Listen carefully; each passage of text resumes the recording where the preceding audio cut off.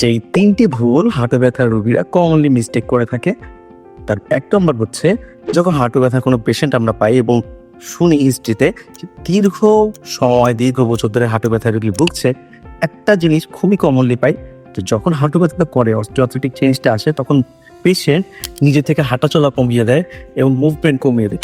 এর কারণে যেটা হয় আপনার স্টিফনেস আরো বেড়ে যায় এবং অস্টিওআর্থ্রাইটিসের যে প্রকোপটা সেটা অ্যাগ্রাভেট করে। এবং আমরা যেটা অ্যাডভাইস করি সেটা হচ্ছে যদি অস্টিওআর্থ্রাইটিস থাকে পেশেন্টের, প্রথম যে ব্যথাটা অ্যাকিউট যে পেইনটা সেটাতে 14 থেকে 21 দিন পর্যন্ত পেশেন্টকে বলি হাঁটাচলা কম করতে, হাই কমান্ড ব্যবহার করতে এবং চেয়ারে বসে নামাজ কালাম করতে। এর পরবর্তীতে এই 14 থেকে 21 দিন পরে রোগীকে আমরা এনকারেজ করি যে রেগুলার ফিজিওথেরাপি নিবে, রেগুলার ঘরোয়াভাবে যে ব্যায়ামগুলি আছে ব্যায়ামগুলি করবে, মেডিকেশন দেওয়া হয় সেগুলি খাবে এবং মুভমেন্টটা বাড়িয়ে দিই। অর্থাৎ আপনার হাঁটু ব্যথার আগে আপনি যেভাবে উঠবস করে সবকিছু করতে পারতেন সেই কাজগুলিকে আমরা এনকারেজ করি এবং কখনোই আপনি হাঁটু ব্যথা দেখে সবকিছু বন্ধ করে দিবেন, নিচে বসবেন না এবং আপনার হাঁটুকে আরো রেস্ট্রিক্ট করে দিবেন। এই জিনিসটা আপনার হাঁটু ব্যথা কিন্তু আরো বাড়াবে ইন লং টার্ম।